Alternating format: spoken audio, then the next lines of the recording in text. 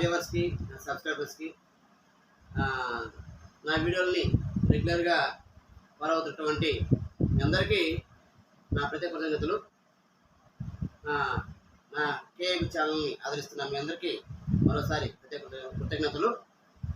ఈరోజు మనము ఒక బహుముఖ ప్రజ్ఞాశాలి అనే పదానికి సరైన నిర్వచనమైనటువంటి ఆ మేటి మహిళ, నెల్లూరు వాసి సందడి అన్నగారితో ఈరోజు మన ముఖాముఖి కార్యక్రమాన్ని చేయబోతున్నాము. సహజంగా మహిళా రంగానే ఏదో ఒక రంగానికి, అంటే ఒక ఉద్యోగాలకు లేదా ఒక లలిత కళకో అంకితమై ఉంటారు, ఒక దాంట్లో రాణిస్తూ ఉంటారు. కానీ మేడం గారు ఇందాక చెప్పారు బహుముఖ ప్రజ్ఞాశాలిని. లలిత కళ 5 అయితే వాటిలో 4 మేడం గారు దిగ్విజయంగా చేపడుతూ రాణిస్తున్నారు. వారికి మన ప్రత్యేక కృతజ్ఞతలు మేడం. ఈరోజు మా కార్యక్రమానికి మీ సమయాన్ని, అమూల్యమైన సమయాన్ని కేటాయించి మా ప్రేక్షకులతో మీ యొక్క అనుభవాలు పంచుకోవడానికి వచ్చినందుకు మా కేఎం ఛానల్ తరఫున ప్రత్యేక కృతజ్ఞతలు మేడం. నమస్కారం మేడం. మేము చూస్తుంటే లలిత కళలకి విలువృత్తి దర్శనంగా కనిపిస్తున్నాయి. మీ వంటి వారిని ఇంట్రెస్ట్ అనేది మాకు కూడా వారికి చాలా సంతోషంగా ఉంది మేడం. మా ప్రేక్షకులకి మీ అనుభవాలు ఈరోజు పంచుకోవడం అనేది వారు కూడా విధంగా అదృష్టమని నేను భావిస్తున్నాను. ఇటువంటి అంటే మీరు సంగీతము, సాహిత్యము, చిత్రలేఖనము, నాట్యం, ఇలా లలిత కళలో ఉన్న 5లో 4 మీరు దిగ్విజయంగా రాణిస్తున్నారు. మరి ఆ విషయాలు తెలిసిపోయే ముందు మీ యొక్క కుటుంబ నేపథ్యం గురించి మా ప్రేక్షకులకి చెప్తారా మేడం? తప్పకుండా అండి. ప్రేక్షకులందరికీ నమస్కారం. నా పేరు అరుణ సందడి. మేము, మా నాన్నగారు సుంకిరెడ్డి అండి, మా అమ్మగారు విజయకుమారి. మేము కర్నూలు వాస్తవ్యులము. యాక్చువల్గా పుట్టి పెరిగినది, చదివినది అంతా అక్కడే నేను ఎంఏ బిఈడి కూడా చేయడం జరిగింది.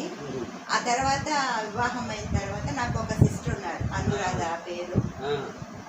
ఇద్దరం ఆడపిల్లలమే. కానీ అమ్మ వాళ్ళు చిన్నప్పటి నుంచి కూడా ఏదైనా మనం చెయ్యాలి అనుకుంటే వెనక్కు తీసుకురాలేదు, ఎప్పుడు కానీ ముందుకే తీసుకెళ్లారు. డ్యాన్స్ నేర్చుకుంటానంటే నేర్చుకోమని చెప్పినారు. అదే విధంగా మనం ఏదైనా పాల్గొంటుంటే వెళ్ళొద్దని ఎప్పుడు చెప్పలే. విహారయాత్రలకు వెళ్తానంటే అన్ని తిరిగి రమ్మంటారు. ఆ విధంగా ఆ రోజుల్లోనే ప్రోత్సహించడము చేశారు అమ్మ నాన్నిద్దరు కూడా. అమ్మ కూడా హెడ్ నర్స్గా వర్క్ చేశారు. తను విజయకుమారి అండి. నాన్నగారు సుంకిరెడ్డి గారు. నాన్న వచ్చేసి కాంట్రాక్టర్గా వర్క్ చేశారు. జనరల్ హాస్పిటల్లోనే ఇద్దరు వర్క్ చేశారు. ఆయన ఫుడ్కి సంబంధించి, డైట్ సంబంధించి అంతా ఆయన చూసుకునేవారు గవర్నమెంట్ జనరల్ హాస్పిటల్లో. మేమేంటంటే ఇంకా మేము ఏంటంటే ఇలా ప్రోత్సహించిన తర్వాత నేను ఎంఏ బిఈడి కంప్లీట్ చేయడం జరిగింది. నేను డిగ్రీ అప్పుడే మాకు ఫస్ట్ ఇయర్ డిగ్రీలోనే వివాహం జరిగింది. ఇంకా తర్వాత కంటిన్యూషన్ అలాగే జరిగింది. నేను ఇక్కడ ఎంఎస్ చేసుకున్నాను. మా వారు డాక్టర్ ప్రేమ్చంద్, ఆప్థాల్మిక్ సర్జన్. తను నెల్లూరు వాస్తవ్యులు. ఇంకా తర్వాత నేను ఇక్కడికి రావడం జరిగింది. నాకు మొదటి నుంచి కూడా ఇవన్నీ ఇంట్రెస్ట్ కాబట్టి వాటిని ఇక్కడికి వచ్చినా కూడా కంటిన్యూ చేయడం జరిగింది. ఆ విధంగా జరిగింది. మీరు వృత్తిపరంగా ఏం చేస్తున్నారు మేడం? ప్రధాన వృత్తి అదే సార్, నేను ఎంఏ బీఈడి చేసిన తర్వాత నేను ఇక్కడికి వచ్చాను కదా సార్. తర్వాత చిన్నపిల్లలు పుట్టడము, వీళ్ళు ఒక ఏజ్కి వచ్చిన తర్వాత నేను ఎంఏ బీఈడి చేశాను కదా, ఎందుకు గమ్మని ఉండాలి, ఏదో ఒకటి చేస్తే పోతుంది కదా. అంటే గవర్నమెంట్ జాబ్కి రాయాలన్నా కూడా అంటే మా హస్బెండ్ వేరే ఊళ్ళు వేస్తారు కాబట్టి అది ఇబ్బంది అవుతుంది, చిన్న బిడ్డలు కదా అని నేను వెళ్ళలేదన్నమాట. అందువల్ల నేనేం చేశానంటే మన ఇండియన్ రెడ్ క్రాస్ సొసైటీ స్పాచింగ్ సెంటర్ ఉంది కదా, అక్కడ వెళ్ళి పిల్లలకి ఫస్ట్ నేను చేసింది ఏంటంటే పెయింటింగ్ నేర్పించాను. ఆఫ్టర్ అక్కడ పిల్లలకి డ్యాన్స్ నేర్పించి, ఎందుకంటే నేను కూచిపూడి నేర్చుకున్నాను కాబట్టి ఆ పిల్లలకి అంటే అలాంటి బిడ్డలకి మనం చేయడం స్పెషల్ చిల్డ్రన్స్కి నేర్పించడం ఓపిక సహనం ఉంటే సరిపోతుందనే ఒక ఉద్దేశంతో అలా ఒక పార్ట్ టైం లాగా వెళ్ళి వచ్చేదాన్ని. తర్వాత వాళ్ళకి ఒకసారి ఎర్లీ ఇంటర్వెన్షన్ చాలా అవసరమైనప్పుడు నేను ఎంఏ బీడీ కాబట్టి నన్ను ట్రైనింగ్కి పంపించారు. మధురనారాయణ ఇన్స్టిట్యూషన్కి ట్రైనింగ్కి పంపించినప్పుడు అక్కడ ట్రైనింగ్ తీసుకొని ఆ తర్వాత ఎర్లీ ఇంటర్వెన్షన్ అంటే 0 to 7 years బేబీస్కి ట్యూటర్గా నేను జాయిన్ కావడం జరిగింది. అంటే పార్ట్ టైం నుంచి ఫుల్ టైంకి జాబ్లోకి వెళ్ళడము, ఆ పిల్లలకి సంబంధించినటువంటి స్కిల్స్ కానీ మామూలుగా పిల్లలకి ఈ పిల్లలకి చెప్పమని చాలా అంటే మనకు 0 to 7 years బేబీస్కి పేరెంట్స్ కంపల్సరీ ఉండాలి, ఎవరో ఒకరు. తండ్రికి న్యాచురల్గా కుదరదు కాబట్టి మనము తల్లినే తీసుకొని వస్తారనమాట. ఆ పుట్టిన బిడ్డలకి సెన్సరీ స్కిల్స్ తక్కువ ఉంటాయి. సో వాళ్ళకి మేము ఏ విధంగా ట్రీట్ చేస్తాం అనేది అక్కడ మెయిన్ ఇంపార్టెంట్. అక్కడ మేము స్కిల్స్ నేర్చుకునేటివి ఆ తల్లులకు నేర్పిస్తాము. అదేవిధంగా మేము చేసే స్కిల్స్ చూసి తల్లులు నేర్చుకొని ఇంటి ఫర్దర్గా వారి ఇంట్లో చేసుకోవాల్సి ఉంటుంది. ఎలాంటి పిల్లలకి ఎంట్రీ ఉంటుంది అందరండి, ఎంఆర్ చిల్డ్రన్స్ ఎవరైనా ఉండరు, ఓన్లీ స్పెషల్ చిల్డ్రన్స్. ఎంఆర్ పిల్లలు కానీ, తర్వాత బీసీ అంటే మనకు సిపి చిల్డ్రన్స్ ఉంటారు కదా వాళ్ళు కానీ, డౌన్ సిండ్రోమ్ పిల్లలు, తర్వాత అంటే ఈ ఎంఆర్ చిల్డ్రన్ అంటే కొంచెం మనకు తెలుసు కదా, మనకు హైక్యూ కొంచెం తక్కువ లెవెల్లో ఉన్న పిల్లలు అక్కడికి తీసుకురాబట్టారు. Learning slow learning, delay milestones ఉన్న పిల్లలు, వీళ్ళందరూ స్పెషల్ చిల్డ్రన్ అందరూ పుట్టిన బిడ్డను కూడా తీసుకొస్తారు. బికాజ్ ఆఫ్ వాళ్ళకి కొన్నిసార్లు చూడడం తెలియదు, నెక్స్ట్ వినిపించిందో లేదో తెలియదు, ఈ పేరెంట్స్ కూడా గుర్తుపట్టలేరు. అలాంటప్పుడు మన దగ్గరకు తీసుకొచ్చినప్పుడు మనము ప్రత్యేకమైన శిక్షణ ఇవ్వడం జరుగుతుంది. అంటే ఏ సెన్సరీ స్కిల్స్ వాళ్ళకి రబ్ చేసి చూడడం కానీ, అన్ని మెటీరియల్స్ యూజ్ చేసి వాళ్ళకి వినిపిస్తుందా లేదా అలాగా ఉంటుందన్నమాట. ఇలాగా మనకు ఒక 5 weeks అక్కడ వెళ్ళడం జరుగుతుంది. చాలా గ్రేట్ చేస్తున్నారు. మీరు ఇట్లా ఇంత బిజీగా ఉన్నారు అంటే మీ వృత్తిలో బిజీగా ఉన్నారు, దానికి విభిన్నంగా ఈ లలిత కళని మీరు పోషిస్తున్నారు. అందులో ప్రధానంగా మీకు ఈ నాలుగిట్లో సాహిత్యపరంగా మీరు బాగా పరిచయం. మిమ్మల్ని సాహిత్య సభల్లో చూడటము, మీకు సాహిత్యం మీద పట్టును గ్రహించడం మమ్మల్ని యథార్థించింది. అయితే మీరు ఇట్లా సాహిత్యం వైపు రావడానికి ఎవరైనా ఇన్స్పిరేషన్ ఉన్నారా, ఏదైనా ఒక సంఘటన, ఏ వయసు నుంచి మీరు అట్లా సాహిత్యం వైపు వచ్చారు? సంఘటన అంటే ఒక సంఘటన ఉంది సార్. అది ఏంటంటే ఒకసారి నేను పేపర్ చదివేటప్పుడు ఒక వీడియో కూడా వచ్చినప్పుడు దానిలో ఏమిందంటే ఒక అమ్మాయి ఒక అబ్బాయిని ప్రేమిస్తుంది. వీళ్ళిద్దరికి ఆ అమ్మాయి పెళ్లి చేసుకోమని అడుగుతుంది. ఈ పిల్లవాడు ఏం చేశాడంటే నేను పెళ్లి చేసుకోనని చెప్పకుండా సరే చేసుకుందాంరా అని చెప్పి ట్రైన్లో తీసుకెళ్ళి, ఇది అందరికీ కూడా నోటెడ్ అయింది బాగా, తీసుకొని వెళ్ళి ట్రైన్లోంచి తోసేసేసాడు అమ్మాయిని. ఆ అమ్మాయి ట్రైన్ కింద పడి కాళ్ళు 2 పోయినాయి. ఆ సంఘటన చూసినప్పుడు ఆ అమ్మాయి ఇంటర్వ్యూ జరిగింది అనమాట. తర్వాత హాస్పిటల్లో చేర్పించడము. అప్పుడు ఇంత ఇదిగా 1 సంవత్సరం నుంచి మేము ప్రేమించుకున్నాము కానీ ఇలా నన్ను తోసేయడము జరిగింది అని తను ఏడ్చేటప్పుడే నేను ఒక కవిత రాశాను. అదే ఫస్ట్ నేను రాసిన ఫస్ట్ కవిత అది. నాకు యాక్చువల్గా రాదు, అప్పటికి నాకు ఇంకా కవితలు రాయడమే రాదన్నమాట. అలా కవిత్వం ఉందని కూడా నాకు తెలియదు. కవిత్వం చేసింది జస్ట్ చిన్న ఇది సార్. జనవరిలో జగమంతా నీవేనన్నావు, ఫిబ్రవరిలో పిచ్చి ప్రేమ నీపై అన్నావు, మార్చిలో మాట ఉంది అన్నావు, అలాగా మార్చిలో మాట ఉంది అన్నావు, ఏప్రిల్లో ఎప్పుడు నీ చెంతనే అన్నావు, మేలో మేళతాళాలతో పెళ్ళి అన్నావు, జూన్లో జుమ్ జుమ్ తుమ్మిదని అన్నావు, జూలైలో జూలీ ఐ లవ్ యూ అన్నావు, ఆగస్టులో ఆగం అన్నావు, సెప్టెంబర్లో సెటిల్ చేస్తాను అన్నావు, అక్టోబర్లో అమ్మని అడగాలన్నావు, తర్వాత నవంబర్లో నస ఎందుకు అన్నావు, డిసెంబర్లో డీడీ నీకు నాకు అన్నావు, ఇది నీకు న్యాయమా నా హృదయమా, నీ ప్రేమ సంవత్సర కాలం అని అది రాశాను సార్ నేను. చాలా బాగుంది. అంటే ఒక సంవత్సరం అంతా కలిపి మొత్తము ఒక కవితలాగా రాయడం ఎట్లా జరిగింది. ఉందంటే సమాజాన్ని ఎత్తిపొడిచినట్లుగా ఉంది, ఎత్తిపొడుపులాగా ఉంది. అంటే వాస్తవం చాలా సంఘటనలు మనం చూస్తుంటాం, పేపర్లో చూస్తుంటాం. ఇది మీరు అప్పుడే చక్కగా రాయడమే సార్. ఇంకా అంటే నేను కూడా రాయగలుగుతున్నాను, ఒకే కాన్ఫిడెన్స్ వచ్చిందనమాట. అయితే నాదేంటంటే స్పందించే హృదయం. ఎవరైనా రాయమంటే రాదు నాకు. ఏదైనా అంశం ఇచ్చినప్పుడు నచ్చినైతే రాస్తాను, అది నా హృదయాన్ని తగలాలి, అప్పుడే రాస్తాను, లేకపోతే ఇంకా అసలు తాకండి. ఆ విధంగా అంటే ఈ కవిత్వం విషయంలో మీకు స్ఫూర్తి కవులు అలా కవిత్రులు ఉన్నారు? చాలా మంది ఉన్నారు సార్. ఎందుకంటే కవిత్వము కంటే నేను కథలు ఎక్కువ చదివేదాన్ని. మనకు ఎద్దనపూడి సులోచన రాణి కానీ, మాదిరెడ్డి సులోచన కానీ, అంటే వీళ్ళందరూ ఏంటంటే చాలా మంచి కథలు రాసేవాళ్ళు, ఇంట్రెస్టింగ్గా ఉండేటివి, చదువుతా ఉండేటివి. కవిత్వంలో వచ్చేసి చెప్పాను కదా, నాకు కవిత్వం అనేది తెలిసినాకనే నేను ఎక్కువ కవిత్వం చదివిన పుస్తకం చదవడం వాళ్ళు. ఓ వర్షం కురిసిన రాత్రి, తెలంగాణది, సి నారాయణ రెడ్డి, మట్టిలో మనిషి, ఇవన్నీ కూడా ఏంటంటే చదువుతూ వస్తాను. ఇప్పుడు నిఖిలేశ్వర్ సార్ కానీ, మన ఇనాక్ సార్ కవిత్వం కానీ నాకు చాలా ఇష్టం, శ్రీశ్రీ కవిత్వం కానీ. ఎందుకంటే భావ కవులు అనమాట వాళ్ళందరూ, చాలా బాగా రాస్తారు. ఆ కవిత్వం అంటే నాకు అంటే సమాజానికి సంబంధించి రాసే ఇది నేను ఎక్కువ ఇష్టపడ్డా. అయితే నాకు నచ్చినది ఏంటంటే భావ కవిత్వం కూడా ఇష్టం శ్రీనారాయణ రెడ్డి దానిలో. అందుకని అలాగా పెద్ద కవులు అంటే ఇప్పటికీ చదువుతూనే ఉంటుంది సార్. ఒక రకంగా మీరు అభ్యుదయ భావాలు కలిగి అభ్యుదయ భావ కవిత్వం కూడా అభిమానిస్తారు. ఓకే మేడం, ఇందాక నిజంగా సమాధానం ఇందాక చెప్పేసి అడిగే ప్రశ్నకి ఏంటంటే, తొలిసారిగా మీరు హాస్పిటల్లో ఆ పేషెంట్ని చూసి కవిత్వం రాశారు. ఆ కవిత రాసినప్పుడు తొలిసారిగా రాశారు, పైగా అటువంటి సంఘటనలు స్పందించి రాశారు. మీ అనుభూతి ఎలా ఉంది? బాధపడ్డాను సార్. అంటే జనరల్గా ఎంత నమ్మకంగా ఉంటే ప్రేమించే అమ్మాయి వెంబడి వెళ్తుంది, వాళ్ళని ఆ విధంగా తోసేయడం అనేది ఎంత దారుణం కదా, చాలా నేరం కదా. ఎందుకు సార్ ఇప్పుడు జరిగేటివన్నీ అన్నీ అలాగే ఉన్నాయి, ప్రపంచంలో జరుగుతున్నటివన్నీ కూడా అలాగే ఉన్నాయి. అది అర్థం చేసుకుంటే బాగుంటుంది. నిజమైన ప్రేమ అన్నప్పుడే ప్రేమిస్తే బాగుంటుంది, నటనలు ఉండకూడదని నేను కోరుకుంటాను. ఈ సాహిత్యంలో ఏ ప్రక్రియల్లో ఇప్పుడు దాకా మీరు రచన చేస్తుంటారు?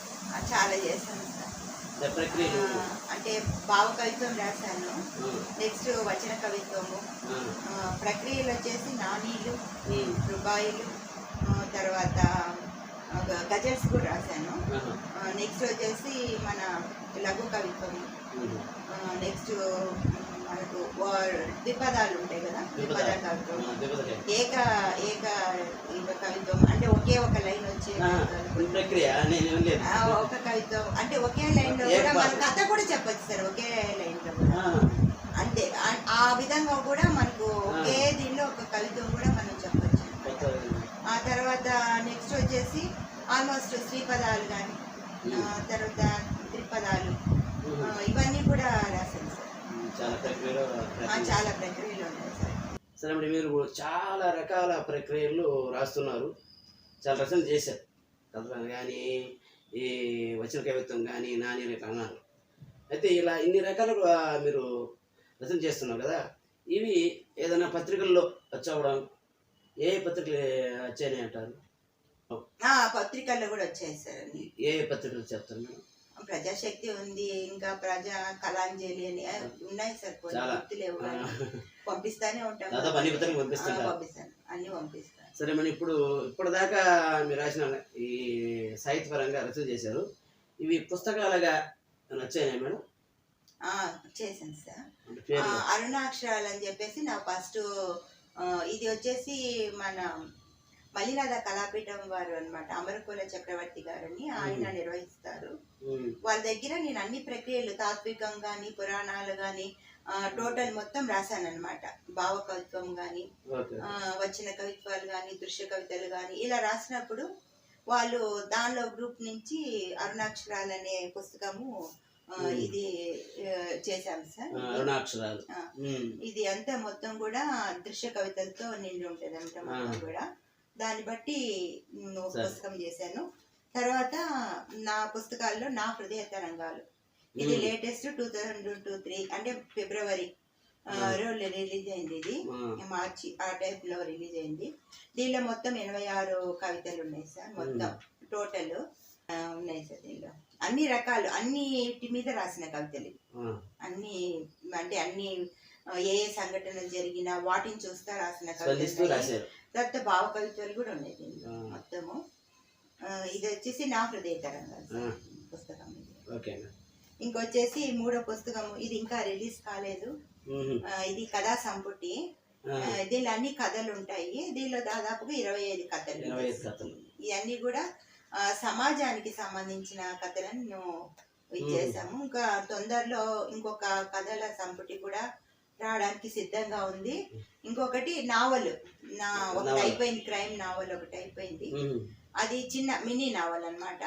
దాని తర్వాత ఓ మౌనం పలికింది అనేది నావల్ రాస్తున్నాను.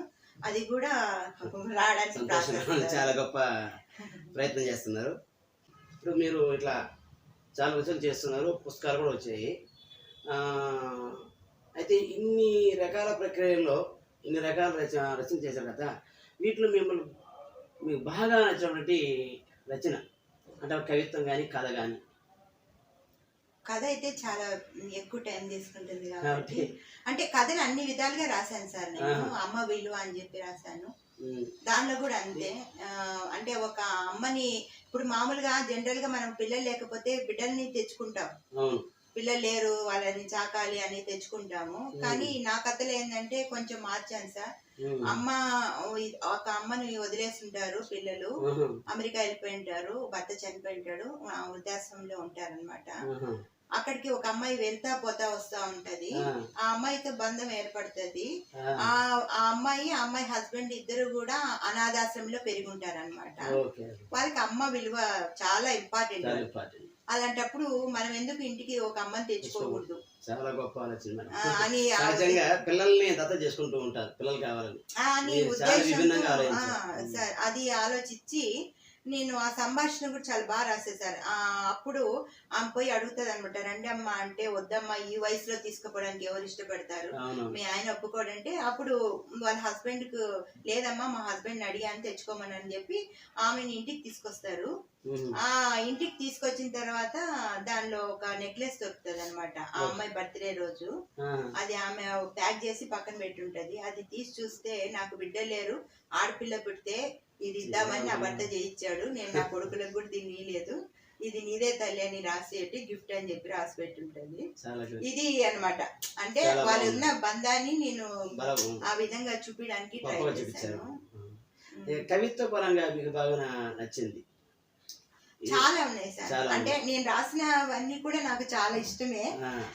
కానీ నేను సమాజానికి యూజ్ అయ్యే విధంగా రాసినది ఒకటి చదివి వినిపిస్తాను సార్. నేను రాసిన కవితల్లో చాలా స్ఫూర్తిదాయకంగా, అంటే రేడియో స్టేషన్ లో కానీ చదివిన కవిత ఇవి, ఆకాశవాణిలో వాటిలో చదివిన కవిత ఇవి. ఏంటంటే రేపటి కోసం అనేది టైటిల్, శీర్షిక అన్నమాట, కవిత శీర్షిక. వెలుగు కోసము అడుగులేస్తున్నప్పుడే చీకటి నీడలు వెంటాడుతాయి. వెలుగు కోసము అడుగులేస్తున్నప్పుడే చీకటి నీడలు వెంటాడుతాయి. పయనము నీదే పరేషాన్ నీకేలా, వెలుగు చీకట్లు బ్రతుకు పయనం. సాగిపో అమావాస్య నాడైనా రేపటి వెలుగు జాడవ్వదా, తుఫాను ఛాయలు నేడున్న నిమ్మలింపు రేపవ్వదా, అలజడులు ఈ రోజున్న మది నెమ్మది తోడవ్వదా, సాగిపో నీది కాని రోజు అన్వేషిస్తూ, ఆగిపో నీదైన గమనము చేరిన రోజు, మారిపో మనసైనది పొందు వరకు, అందుకో ఆశల తేనె తెట్టు మది నిండు వరకు, మాపటి గతాలను మసక్క బారపో నీకు, రేపటి నడకలు స్వాగతాలు పలకవేమి, సంతోషాల మాట అడుగంటినవేమో, కట్టవేమి పాదు విరిసే కుసుమాలకు ప్రాణం పోస్తూ, విప్పుటేలా హృది వినేవారు లేనప్పుడు, తపనలేలా తలపులు నలగదీసేటప్పుడు, వదిలిపోయే కలిసి రాని కాలం, తరలిపోవేలా సుదూరం, అలసిపోని విహంగమై, స్వప్నాల తరంగమై, నీదైన రోజు కోసం నీదైన మనసు కోసం, అడుగులన్నీ ప్రియమై నిలిచిపోయే స్మృతులు నీవై, నీకు నీవే రాజువై నీకు నీవే ప్రియమై. చాలా బాగుంది ఇది మేడం. సార్. ఇది అంతర్లీనంగా శ్రీ భావాలు బాగున్నాయి. అవును సార్. అంటే చైతన్యం వైపు నడిపిస్తుంది.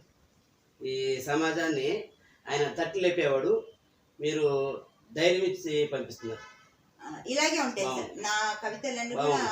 ఈ సమాజ పరంగానే ఎక్కువ రాస్తాను. దానిలో ఒకటి సమాజ పరంగా రాస్తే, రెండోది వచ్చేసి భావ కవిత్వ పరంగా కూడా రాస్తాను. భావ కవిత్వం ఆత్మసంతృప్తిని ఇస్తే, ఈ అభినయ కవిత్వం సమాజానికి రెండు కోణాలు ఉన్నాయి మేడం. చాలా సంతోషం. అంటే మన పాఠకులలో కూడా కొంతమంది సామాజికమైన విషయాల గురించి స్పందిస్తే, కొంతమంది మనసుకు స్పందించే అంటే ప్రేమ వీటి మీద ఎక్కువ ఇష్టపడే వాళ్ళు కూడా ఉన్నారు సార్.